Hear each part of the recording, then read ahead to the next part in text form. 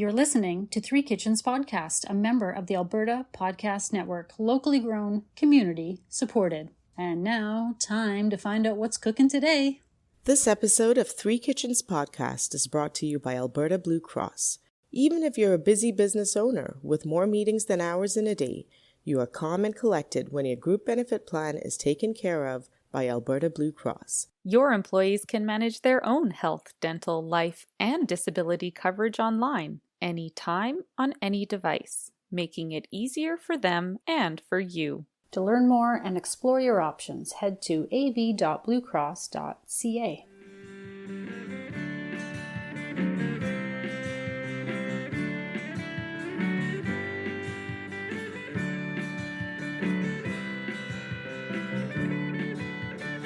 Welcome to Three Kitchens. I'm Heather. I'm here with my lovely co-hosts, Sarah and Erin. Hello. Hello. Hello. Hi. Hello. What's happening? Here we are again. Yeah, and it's another Friday afternoon. Oh, yeah, that's right. I don't even have a drink. I should have poured myself something. What is happening? If I start talking too fast, let me know, because I just guzzled my tea, so I'm probably a little bit faster than I should be. Oh my gosh, it sounded like that was fast forwarded. It's the only thing that's going to get me through. Oh, I thought you were going to say through my episode. You need something to get you through. I don't know. Fridays are not my good day. I just want to go to bed early. I don't want to, people are like, thank God it's Friday. I'm like, thank God it's bedtime. See ya. Oh, I am so the opposite. Friday, I wake up. I am awake. I am ready. Sometimes I do have a couch nap, but I am ready for the night. Like it's my party night. I'm with you, Erin. Last night, while I was trying to bake some muffins for my kids, I thought I would get ahead of everything by doing a double batch, get ready for the weekend. I wasn't really thinking when I converted the recipe into a muffin recipe that the temperature in the oven shouldn't be changed. So the muffins were cooked wonderfully, except for the bottoms, which were solid burnt discs. So then I was like, well, I can just cut this off and the rest of the muffin is fine. Well, while I'm cutting off the rest of that muffin, I go and I burn the dinner that I'm making for us, because it was an all-star dinner night. We were having soup and grilled cheese. I go and burn the freaking, it was hilarious. We just couldn't stop laughing about the failures. Your comedy and it made me of think errors. But it made me think of this scientist in the 1800s who had a lot of failures. Well, maybe not failures. He contributed in his ways, but he had some obstacles in front of him. Right. So have you ever heard of Alfred Russel Wallace? Don't know. No? All right. Maybe when we hear of his epic failures, that will trigger a memory. Maybe they're not epic failures. They're just, they're kind of epic. Okay, so he was, as a young person, he became a lawyer. It wasn't really his path in life. So he teamed up with a friend, and they decided that they were going to be naturalists in the mid-1800s, when there was a really big boom for exotic plants and for finding new things in the new world. And then they'd put them in their sort of greenhouse. What did they call those things? In their conservatory. So they liked to get all these plants from all over the place, and there was good money in doing that. So sorry, they would collect these plants and then sell them to people? Yes. Okay. So they would go over to, quote unquote, the New World. Right. Collect these plants and specimens as naturalists. Right. And then they would bring them home, and people would pay a lot of money for their specimens. Right. And they would give them to natural history museums and write papers, and, there was always some science involved. But right. I get the sense from these stories that sometimes people did it because they wanted to make cash. Right. Everyone has their own motivators, whether they're obvious about it or not. So they went over to Brazil with this plan of collecting specimens together. And so they hike up into the Amazonian rainforest. And after about a week, they decide to split ways. I don't think there's much as to why they really split ways, but it sounds to me that one of them wanted to make money and one of them wanted to research. And because those two things conflicted with each other, off on their separate ways they went. So physically they went off on different trails or Physically, they went different ways. Okay. So old Wallace here, he goes off into the rainforest. He spends 4 years collecting specimens and bringing and loading them all back onto his boat to sail them all back to Britain and get a whole bunch of money, because he's got all these promise contracts and he's look at what I've got, and you know, he sent correspondence saying I've got these thousands of different new things. So he sets sail from Brazil, and 25 days into their cross-Atlantic trip, the boat burns down and they are marooned in the middle of the ocean. All of his samples and specimens gone. No. So he gets rescued by another ship. They go back to, he goes back home, and he is living off of loans and stuff because he's not been able to pay his debts. Oh, right. For the funding of his expedition. So his other friend, by the way, spends 11 years in the Amazon rainforest doing the science. And he sends them back on 4 or 5 different boats after learning from his friend's folly. So he got off a little bit better with bringing things back. So the lesson of the story is don't put all your eggs in one basket. He had some bad luck, right? Yeah. Well, let's hope this recipe is not a failure. I hope you haven't just somehow like cursed Jinxed me or something. No, it's okay. I burnt everything in my house yesterday so that you'll be fine. Right. I'll be fine. Bad luck's gone. I have absorbed all the bad mojos so that you may continue on in your successful way. Okay, well, let's talk about some food, shall we? It is June now, as we record, it is. And I'm going to get the trailer out of storage next week, and we're going for our first camping trip of the season. For fancy camping listeners, it's still camping in a trailer. Okay? They're journeying to the Amazon. One of them's there for adventure. One of them's there for a good time. They split ways. That actually does sort of describe us, doesn't it? Except for the splitting of ways. But... Except for you're trapped in one trailer. Yeah. I'm the one going to have a good time. If anybody's wondering which of us is which, if that's not clear. Okay. My husband will be looking for adventure. I will want to put my feet up and eat. Yes. And one of the things I'm going to eat is classic camping treat, s'mores. Anybody who doesn't know what a s'more is, that means some more, because you want to eat some more of it.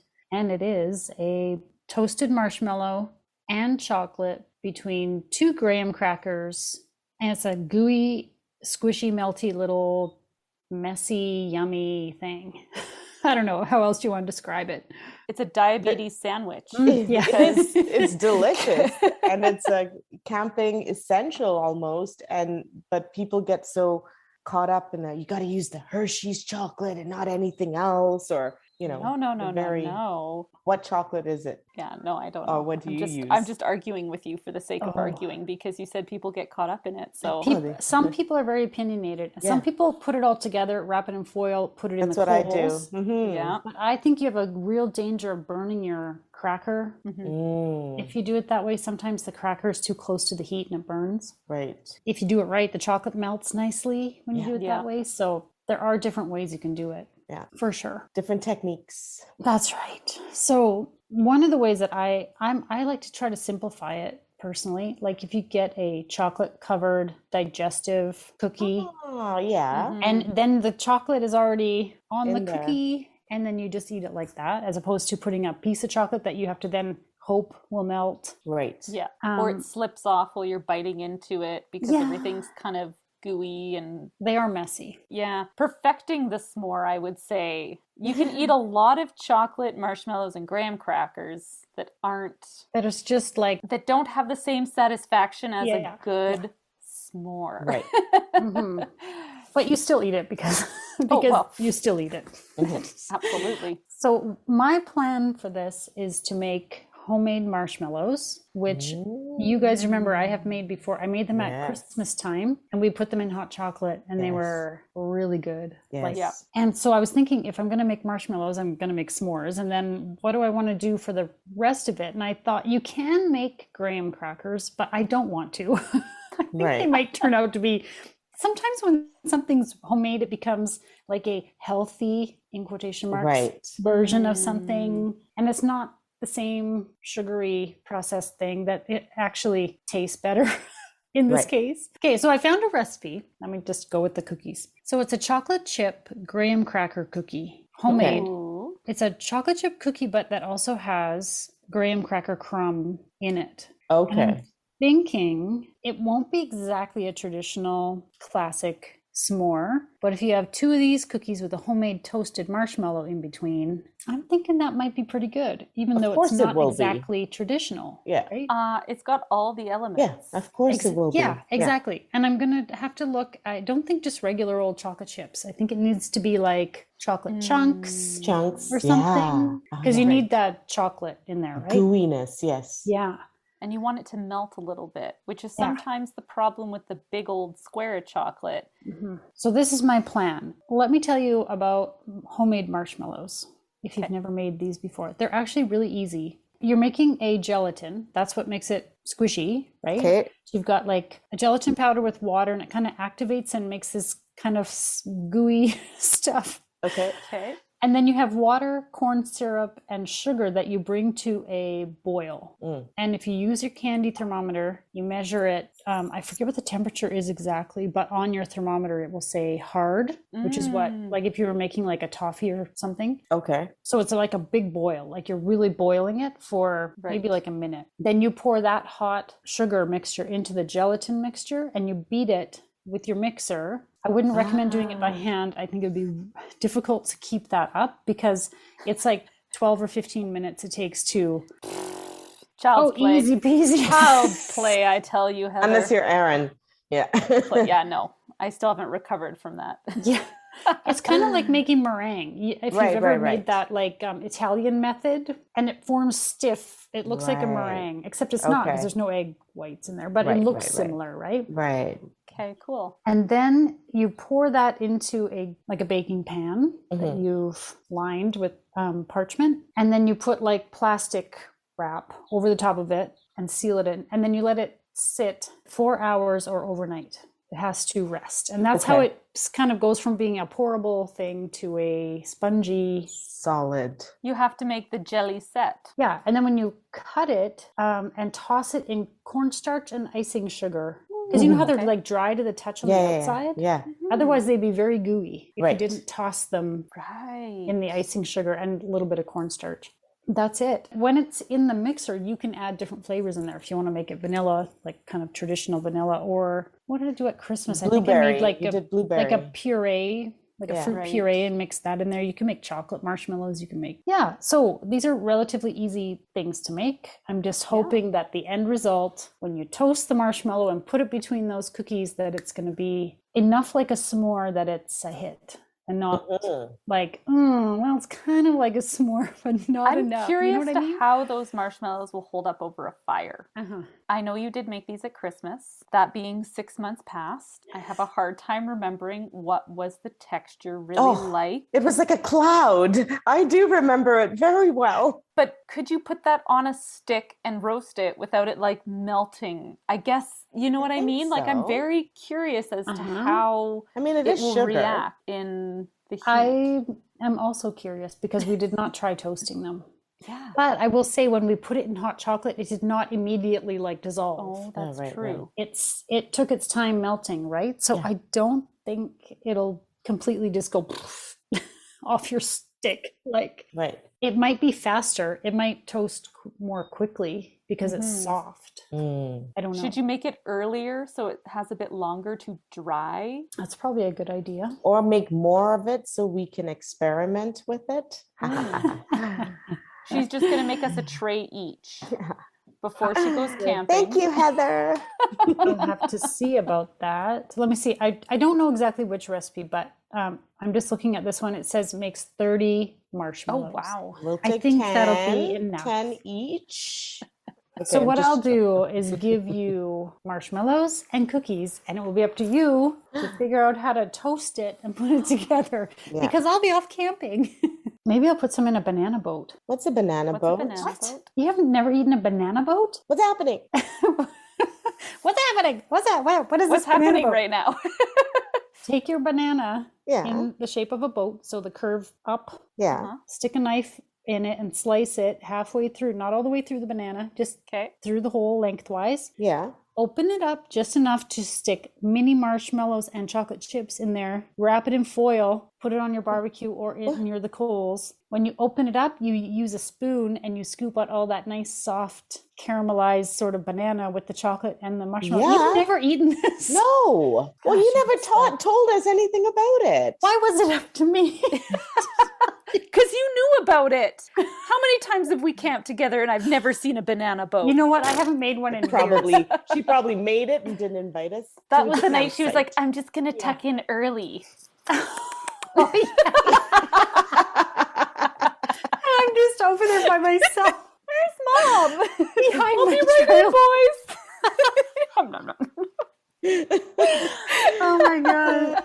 Too funny. We used to make these when I was a kid. My mom used to make them. And one time my friend Isabel and I were camping as adults, but we were out camping and we went to BC. We went on like a road trip, you know, when you're young and don't have kids and you can do those things. And it was I don't remember. It was peach season. And we bought these beautiful peaches at like the farmer's market or the roadside stand or whatever. And we did the same thing where we cut it in half and take out the pit and put the marshmallow and the chocolate in there and close it back up. Yeah. We kind of scoop some out in the middle, close it back up. And then it was this soft, gooey, baked peach with marshmallows. Baked peach? That would be so good. Now I want that. Oh, I don't think it's like peach season. I'll try to make enough marshmallow that you can experiment a few things with it and let us know what to do with the homemade marshmallow, aside from just eating them, because they're a pretty darn good little treat.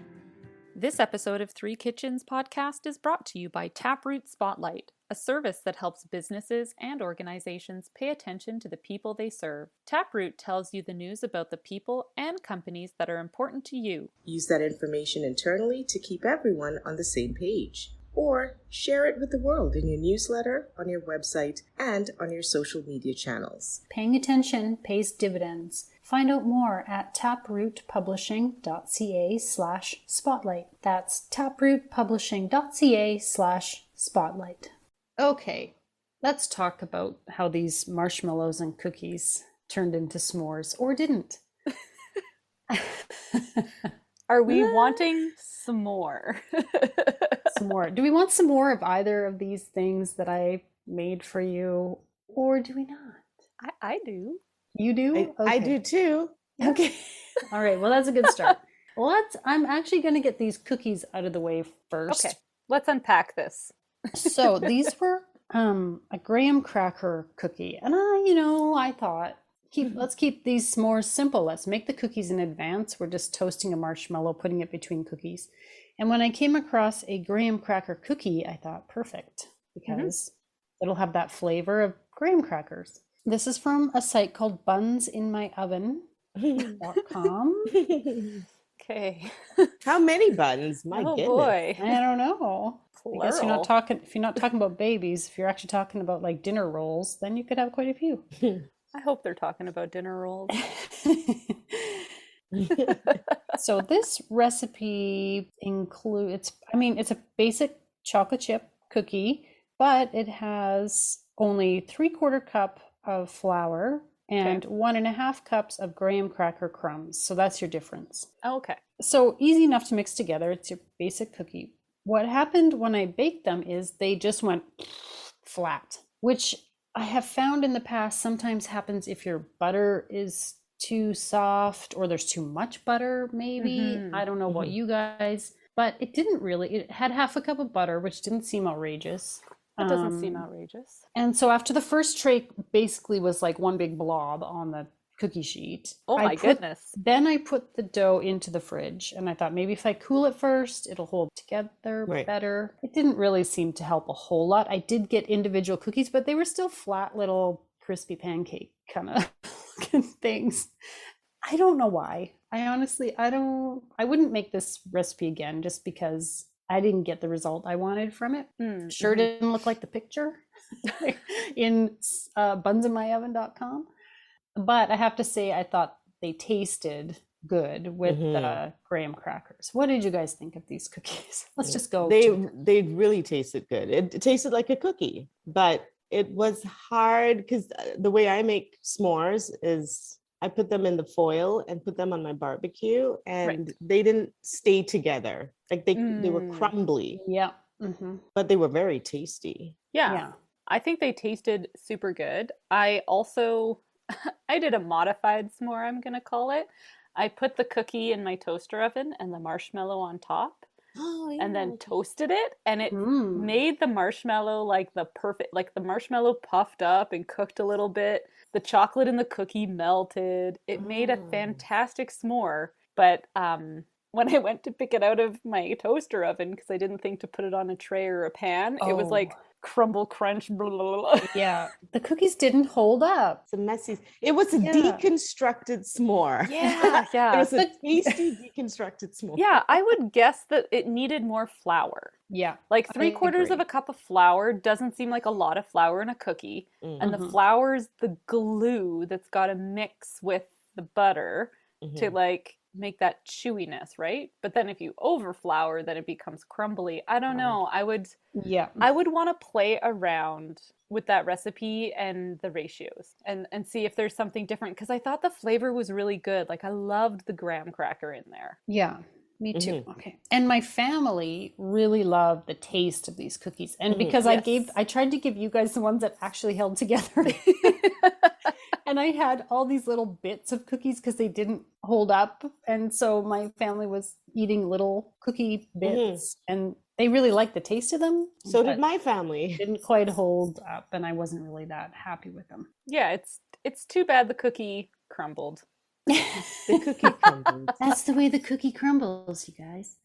So the question we had at the beginning was, could a homemade marshmallow hold up to being toasted for a s'more? Yeah. And I would say the question is still a little bit debatable. Oh. Because, as you said, Erin, it puffed up nicely when it was heated. The problem was keeping it on a stick. So when you actually put it over a fire, it's way too soft. Yeah. Which is why I liked it. It gets warm and it starts melting off the stick, and it's like, hurry, get the cookies. Okay. Oh, so dang. It didn't work super well for the traditional way of like toasting a marshmallow over a fire. Right. But it worked great for putting it in a foil and putting that on the barbecue. It was better than a regular marshmallow because it got melty but it was still soft, and I don't know, it just reminds me of a cloud. Yeah, that's the thing about a homemade marshmallow. It's much softer typically. Although I also made you those little bitty ones. Yeah. And those, let's talk about those real quick, because we didn't really include them in they're not really part of the s'mores. I just wanted to try it out. And that was made with maple syrup. Was that the flavor in it? Yeah. I did not know what the flavor was. I thought they were coffee. Oh, interesting. I seriously missed the boat on that flavor 100%. Did you put them in your coffee and then have it and then went, they taste like coffee? Might not have been a bad thing. Now I want to put them in my coffee. I didn't. I ate one and I was like, she put like espresso or something in here. It's like a coffee flavored marshmallow. That is, wow. Flew right past me. Maple. All right. Yeah. So what that is made of. What site is this from? Oh, this is the view from greatisland.com. A third a cup of cold water, powdered gelatin, a cup of maple syrup, and a pinch of salt.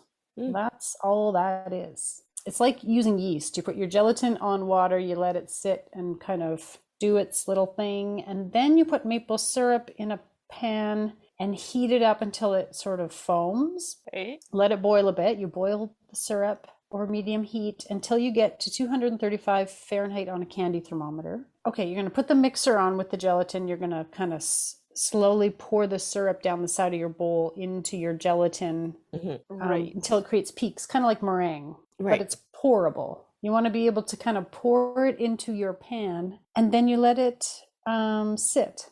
This was super sticky. Like, that's why it ended up being those little bitty ones, because I had such trouble getting it off of the parchment that was lining my pan. Oh, no way. And when I've made marshmallows before, it came off so easily and it cut up and it was great. This was like, what is wrong with these marshmallows? They were so sticky. I think maple syrup is it's different sugar.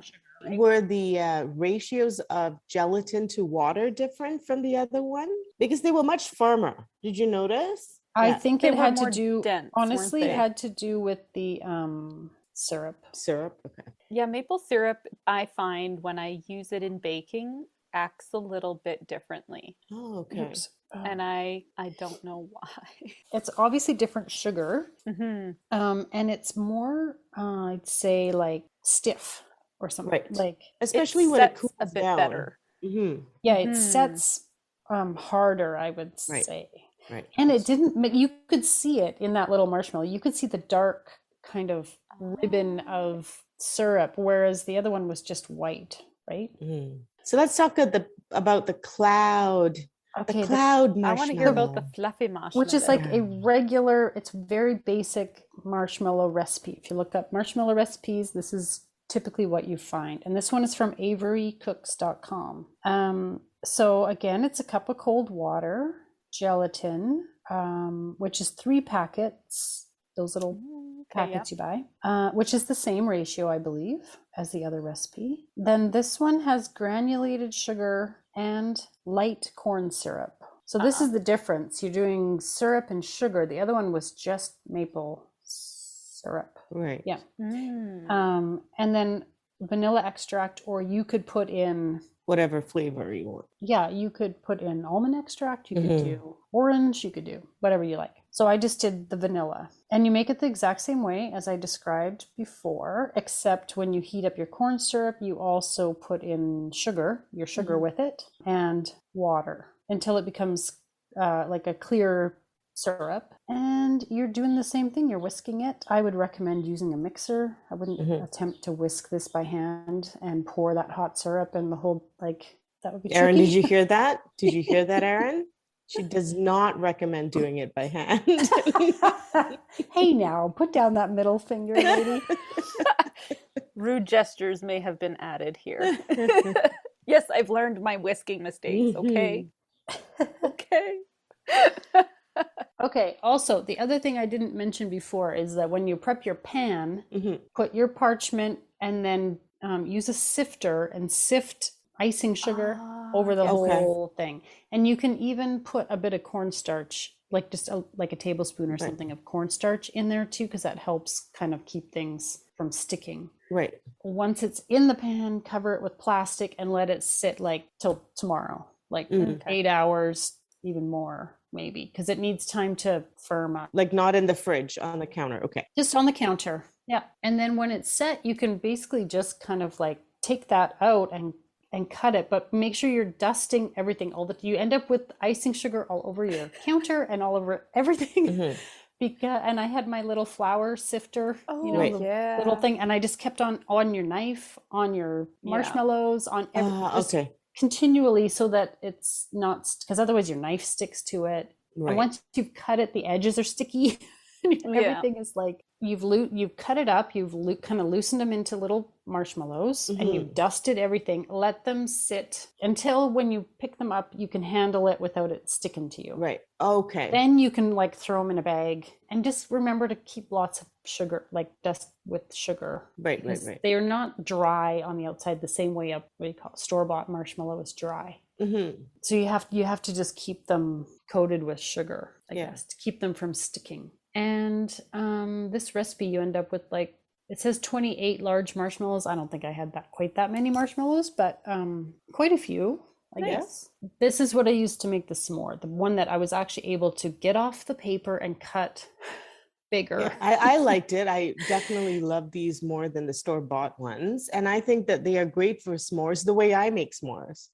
Maybe not on a stick. Yeah, it was just too soft. But that softness was what I loved about it. Oh yeah, that's what makes them fresh and tasty, right? Yeah, I would say that they made a far superior s'more in terms of the texture of your marshmallow when it got heated. But it's unfortunate that they don't hold up over the fire. But yeah, it's just a bit too soft for that. So the marshmallows definitely tick, tick, tick, tick, tick. I think everyone should try it. Maybe the cookie, even though it's tasty, might not be the best one for a s'more. Yeah, I agree. And in fact, unless you can change that flour to graham cracker crumb ratio, I wouldn't even make it as a cookie because it was so crumbly and just fell apart. I'm just picturing one of those, those really fancy restaurants where they take something and then they change the concept of it. And you bring that beautiful marshmallow onto the dining table and take out that blowtorch and you torch it up, and then you take those cookie crumbles and you put it over it. See, that would work. And some chocolate shavings or something. Yeah, maybe at Erin's restaurant. Yeah. Okay. Heather will be in charge of the deconstructed s'more dessert. Great. I was just going to hand the recipe off. Why do I have to be in charge of it? Oh, I don't know. Why do I have to open a restaurant? Because Sarah said so. Because Sarah said, oh God. From my living room. All right. I'll do it. From the comfort of my house. Go work. All right. Well, not my favorite recipes that I've ever done for Three Kitchens, but marshmallows were a winner. I think this is sort of what happens. Like I had thought, oh, I just made this fried chicken. I just made pita bread. I was like challenging myself and I wanted to do something simpler. And I thought, oh, this will be an easy win. Well, that's what I get for being cocky. The universe was telling me, check yourself, lady. No easy times for you. No. And as we've said before, it's okay to fail. Can just make it more fun to talk about. And I think those little maple marshmallows would be great in the banana boat that I talked about, but I didn't make banana boats. I actually completely forgot about the idea of when I was camping. But I may do that at some point. But you know what? I think after what Erin said, I want to put them in my coffee. Yeah. Well, why not? Why don't we have coffee with marshmallows? Have you done that before? No. This sounds fantastic. Good. Yeah. You know what would be good is a whiskey marshmallow. Yeah. Oh, dang, Heather. Because I like whiskey in my coffee, actually. Or a Bailey's marshmallow in your coffee. Ooh, Kahlua? What's happening? Oh. Yeah. I feel like for Christmas time we need a cinnamon marshmallow. Oh, yeah. Okay, we've just invented something here. Let's revisit this. All right, so maybe this episode and these recipes were a little bit of a flop, but here's the beauty of it. We're going to make it better going forward. Yeah, the inspiration is endless with us. And boozy. Just add some booze to it. Add some booze. And by the time you finish drinking it, you won't remember the problems you had making those marshmallows. Yeah.